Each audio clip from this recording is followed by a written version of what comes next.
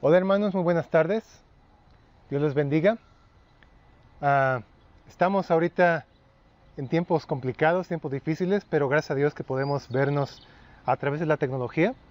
Damos gracias a Dios por estas herramientas que tenemos para poder conectarnos y estar al alcance unos de otros. Así que vamos a tomar un tiempo para meditar acerca de dos eventos muy importantes en esta semana. Vamos a hablar del juicio de Jesús y de su sentencia y crucifixión. Vamos a estar leyendo el Evangelio de Marcos, capítulo 14, de versículos 53, vamos a leer hasta el capítulo 15, versículos 41. Así que le pido que me acompañe a orar, vamos a orar y después vamos a tomar un tiempo para leer la palabra. Señor, gracias por este día, gracias por tus bendiciones, gracias porque tú eres bueno, Señor, por tu misericordia, que es buena cada mañana. Te pedimos que tú nos ayudes, Señor, en este tiempo de lectura, de meditación de la palabra, que podamos escuchar lo que tú tienes para nosotros. También, Señor, te pedimos por toda la situación de ahora, que tú, Señor, nos cuides a nuestras familias también, cuides a tus hijos. Te pido también, Señor, que tú ayudes y toda la provisión que haya, Señor, que tú, Señor, proveas de todas las necesidades espirituales, materiales y físicas también que tengan todos tus hijos, que nos cuides en todo, Padre. Entonces, gracias por todo y te lo pedimos en nombre de Jesús. Amén. Muy bien, entonces acompáñame a leer. Vamos a leer estos dos capítulos y vamos a meditar un poco en lo que leemos aquí. Dice la palabra de Dios en Marcos 14, 53. Trajeron pues a Jesús al sumo sacerdote y se reunieron todos los principales sacerdotes y los ancianos y los escribas. Y Pedro le siguió de lejos hasta dentro del patio del sumo sacerdote y estaba sentado con los alguaciles calentándose el fuego. Y los principales sacerdotes y todo el concilio buscaban testimonio contra Jesús para entregarle a muerte, pero no lo hallaban, porque muchos decían falso testimonio contra él, mas sus testimonios no concordaban. Entonces levantándose unos dieron falso testimonio contra él, diciendo: nosotros le hemos oído decir, yo derribaré este templo hecho a mano y en 3 días edificaré otro hecho sin mano. Pero ni aun así concordaban en el testimonio. Entonces el sumo sacerdote, levantándose en medio, preguntó a Jesús diciendo: ¿no respondes nada? ¿Qué testifican estos contra ti? Mas él callaba y nada respondía. El sumo sacerdote le volvió a preguntar y le dijo: ¿eres tú el Cristo, el Hijo del bendito? Jesús le dijo: yo soy. Y veréis al Hijo del Hombre sentado a la diestra del poder de Dios y viniendo en las nubes del cielo. Entonces el sumo sacerdote, rasgando su vestidura, dijo: ¿qué más necesidad tenemos de testigos? ¿Habéis oído la blasfemia? ¿Qué os parece? Y todos ellos le condenaron, declarándole ser digno de muerte. Y algunos comenzaron a escupirle y a escurrirle el rostro y a darle puñetazos y a decirle: profetiza. Y los alguaciles le daban de bofetadas. Estando Pedro abajo en el patio, vino una de las criadas del sumo sacerdote, y cuando vio a Pedro que se calentaba, mirándole dijo: tú también estabas con Jesús el Nazareno. Mas él negó diciendo: no le conozco ni sé lo que dices. Y salió a la entrada y cantó el gallo. Y la criada, viéndole otra vez, comenzó a decir a los que estaban allí: este es de ellos. Pero él negó otra vez. Y poco después, los que estaban allí dijeron otra vez a Pedro: verdaderamente tú eres de ellos, porque eres Galileo, y tu manera de hablar es semejante a la de ellos. Entonces él comenzó a maldecir y a jurar: no conozco a este hombre de quien habláis.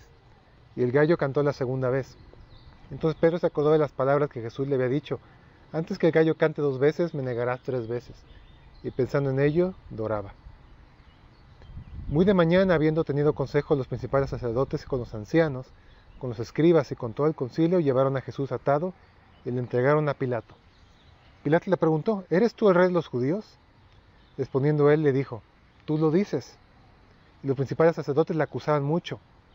Otra vez le preguntó Pilato, diciendo: ¿nada respondes? Mira cuántas cosas te acusan. Mas Jesús ni aun con eso respondió, de modo que Pilato se maravillaba. Ahora bien, el rey de la fiesta le soltaba un preso, cualquiera que pidiesen. Y había uno que se llamaba Barrabás, preso con sus compañeros de motín que habían cometido homicidio en una revuelta. Y viniendo la multitud comenzó a pedir que hiciese como siempre les había hecho. Y Pilato le respondió diciendo: ¿queréis que os suelte al rey de los judíos? Porque conocía que por envidia le habían entregado los principales sacerdotes. Mas los principales sacerdotes incitaron a la multitud para que le soltase más bien a Barrabás. Respondiendo Pilato les dijo otra vez: ¿qué pues queréis que haga del que llamáis rey de los judíos?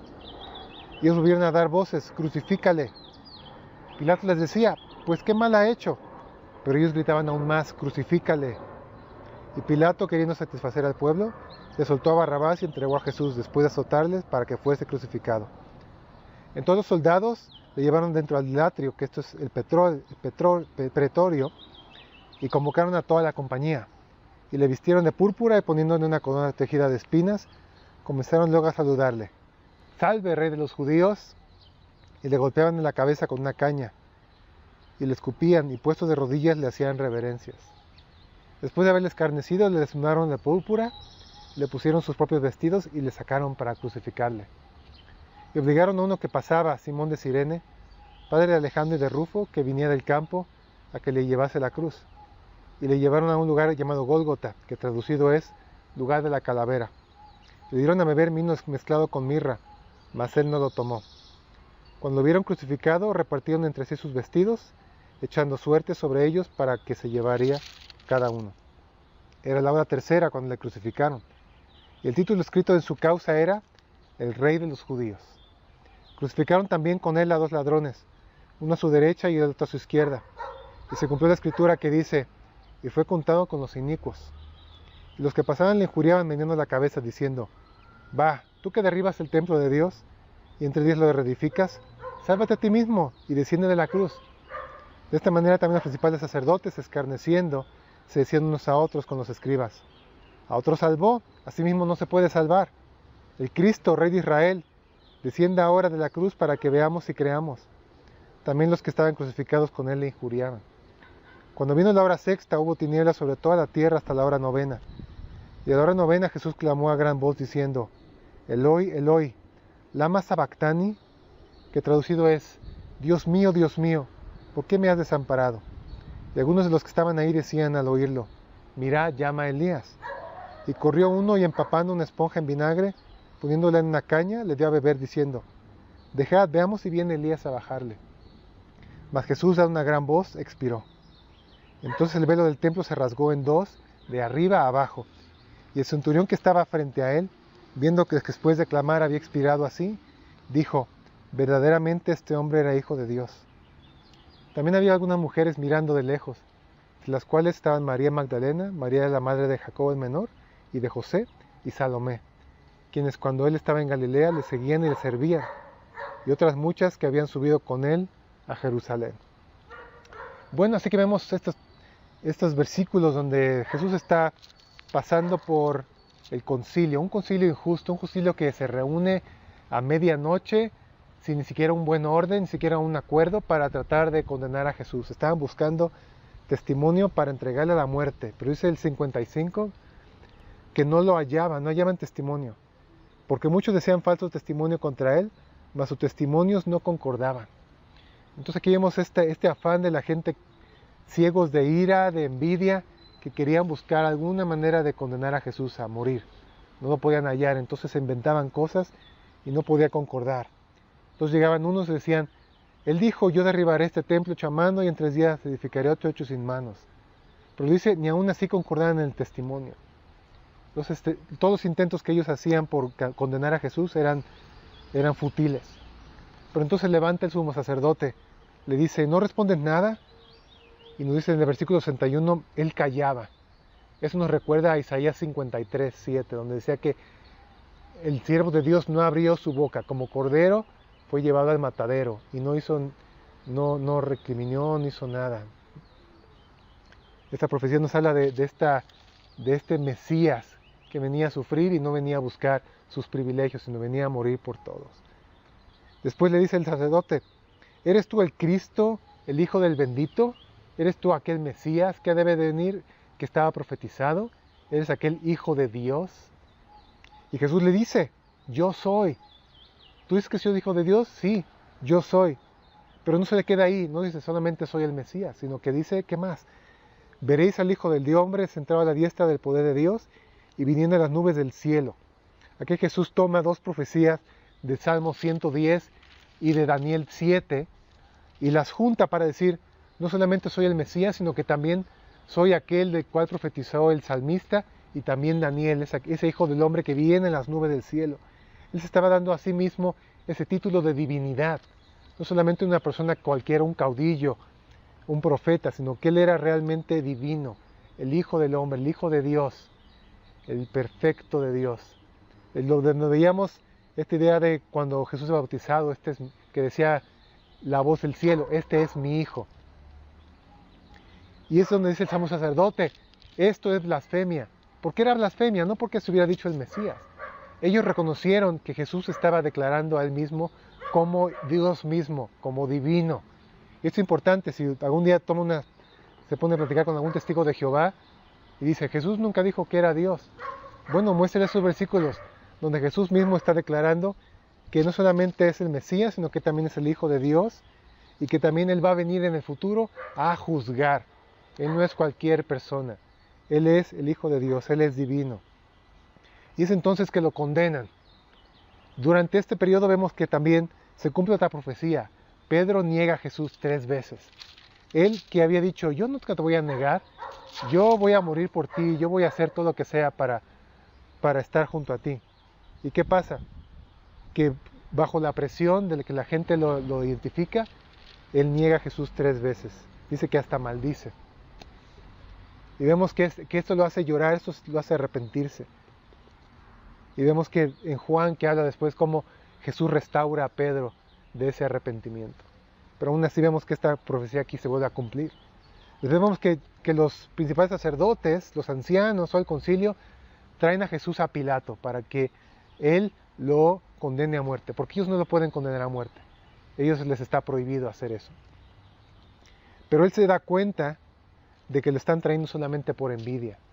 Y le pregunta, ¿eres tú el rey de los judíos? Y Jesús le dice, tú lo dices, ¿verdad? ¿Estás reconociendo que yo soy el rey de los judíos o estás solamente preguntando? Y dice que él se maravillaba de que Jesús no respondía de todo lo que le acusaban. Otra vez recordamos de este cordero que viene a morir sin quejarse, sin recriminar, sin condenar a nadie. Con esa actitud de siervo sufriente que viene a morir para pagar por los pecados de muchos. Y después vemos que aquí la gente prefiere a un homicida, prefiere a alguien que hace motines, que hace sediciones, alguien que es egoísta solamente buscando sus propios beneficios, su propia agenda. Lo prefieren sobre aquel que era el rey realmente de los judíos, de los gentiles y de todo el mundo. Aquel rey que solamente los podía salvar a ellos. Entonces ellos prefieren a un donadie, a un cualquiera, a una persona de lo más vil, y dicen, ¿qué le pasaría a Jesús? Que lo crucifiquen. Ellos no querían saber nada de él. Están tan entrevecidos de su entendimiento, tan cegados, que ellos prefieren lo que sea con tal de que les den a Jesús. Y es así como Jesús es condenado a muerte. Pilato aquí, en vez de abogar por lo bueno, por lo justo, él solamente prefiere satisfacer al pueblo. ¿Cuántas veces nos pasa a nosotros que en vez de tomar nuestro estandarte de cristiano, de dar testimonio, a veces solamente queremos complacer a la gente y claudicamos y no decimos que somos cristianos, no compartimos el evangelio? Es lo que pasa con Pilato. Él entrega a Jesús para que sea crucificado. Y vemos que le azotan, se burlan de él, le hacen daño, le golpean, le escupen, y entonces lo llevan a crucificar. Él está tan torturado, tan lastimado, que ni siquiera puede llevar su propia cruz. Tiene que tomar a alguien, a Simón de Cirene, para que le ayude a llevar la cruz. Y dice que lo llevan a crucificar entre 2 ladrones.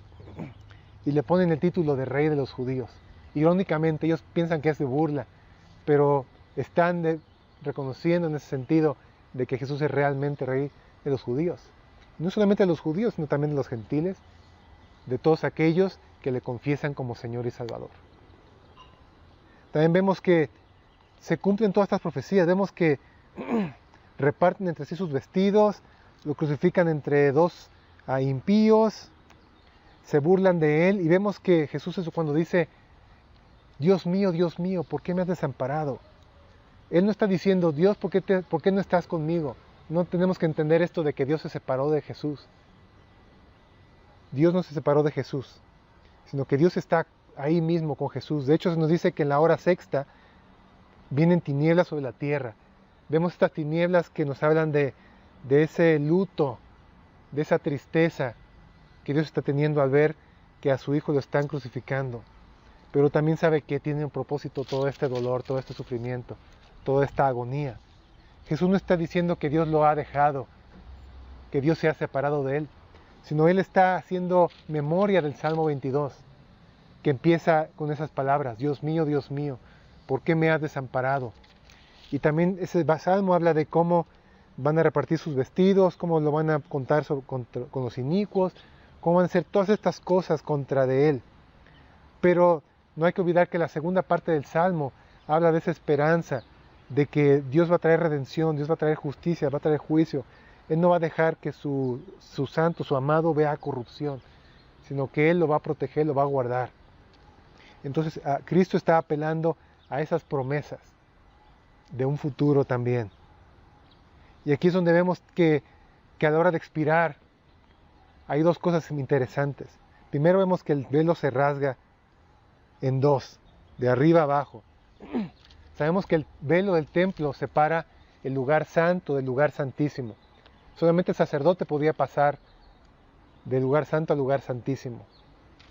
Y aquí vemos que cuando el velo se rompe, esto quiere decir que hay un paso ahora que podemos hacer por medio de Jesús. Jesús mismo ha roto el velo por nosotros. De hecho, también dice que el velo es su carne también, su cuerpo, que es partido, que es roto. Y ahora podemos entrar gratuitamente, libremente, delante del trono de Dios, delante del lugar santísimo, por medio del sacrificio de Jesús. Jesús mismo nos dijo, Él es el camino a Dios. Nadie viene al Padre si no es por mí. Y es de esta manera que Jesús abre el velo, rompe el velo y lo rompe de arriba abajo. Viene de Dios hacia los hombres, no puede ser de abajo arriba, tiene que ser de arriba abajo. Él rompe ese velo en dos y hay una entrada libre, gratuita, para que estemos delante de Dios por medio del sacrificio de Jesús. Y la segunda cosa importante también que vemos es que un centurión, un gentil, alguien que no era judío, que no conocía del Mesías, de nada de esto, él ve todo lo que pasa y él reconoce, él dice, verdaderamente este hombre es hijo de Dios. La misma idea donde tenemos cuando Jesús es bautizado, que viene la voz que dice, este es mi hijo amado, este es hijo de Dios, el hijo del hombre, el Mesías, el divino, el santo de Israel, que viene a salvar a sus pueblos de sus pecados, viene a hacer este sacrificio en la cruz por todos los que le confiesan como Señor y Salvador. Y este sacrificio hubiera sido nulo, hubiera sido sin sentido si no hubiera resucitado Jesús. Si no se hubiera levantado de la muerte, si no Dios no hubiera levantado de la muerte, esta muerte, este sufrimiento no hubiera valido de nada. Pero porque sabemos que Cristo resucitó, entonces sabemos que este sacrificio es válido. Es lo que Dios requería para cumplir el pago de la ira. Pablo dice que el pago del pecado era la muerte, pero la dádiva de Dios es vida eterna en Cristo Jesús. Ese regalo de vida es en Cristo Jesús. Y Cristo lo cumplió por medio de la cruz, por medio de su sacrificio en la cruz. Yo te invito, hermano, amigo, que me escuchas, que me ves, a que pienses en esto. Cristo pasó por todos estos sacrificios, estas burlas, todas estas golpes, torturas que le hicieron. Y lo hizo por ti, lo hizo por mí, porque Él quería hacerlo por amor a nosotros. Él quería sacrificarse en esa cruz, Él quería morir en esa cruz y derramar su sangre para que pudiéramos ser redimidos de nuestro pecado. Y solamente lo podemos hacer poniendo nuestra fe en Jesús. Dice la palabra que si confiesas con tu boca que Jesús es el Señor y crees en tu corazón que Dios le levantó de los muertos, serás salvo. Y es este Jesús que viene a morir por nosotros, viene a sufrir todo esto, viene a cumplir las profecías que habían sido dichas de Él en el Antiguo Testamento, para poder traer vida, para poder traer un nuevo camino hacia Dios, Él mismo siendo el camino, abriendo ese velo de par en par para que podamos entrar y estar delante de Dios. Y por su sangre podemos ser redimidos de nuestros pecados. Así que te invito a que medites en esto. Solamente por la muerte de Cristo podemos ser redimidos de nuestros pecados. Solamente por su sangre podemos ser limpios de nuestros pecados. Y solamente porque Cristo resucitó podemos corroborar que sus promesas son verdaderas. Que no solamente su muerte, sino también su sepultura y su resurrección la que nos traen esperanza de vida eterna y que lo vamos a ver muy pronto en su segunda venida. Así que hermano, te animo a que recuerdes en esta época, en estos días, que Jesús vino con un propósito. Él vino a morir en una cruz, a derramar su sangre para redimirnos de nuestros pecados. Así que no menospreciemos este regalo tan grande que Él nos ha dado. No lo dejemos a un lado, no esperemos para mañana, para otro día, para otros 10 años. Dios te está llamando hoy. Si le oyes, hazle caso. Escucha a Dios que te está diciendo, yo di a mi Hijo por ti. Acepta el regalo de salvación. Hazlo el Señor y Salvador de tu vida. Amigos, hermanos, que Dios les bendiga. Que pasen muy buen fin de semana. Síganse cuidando y nos vemos pronto, primero Dios. Dios los bendiga.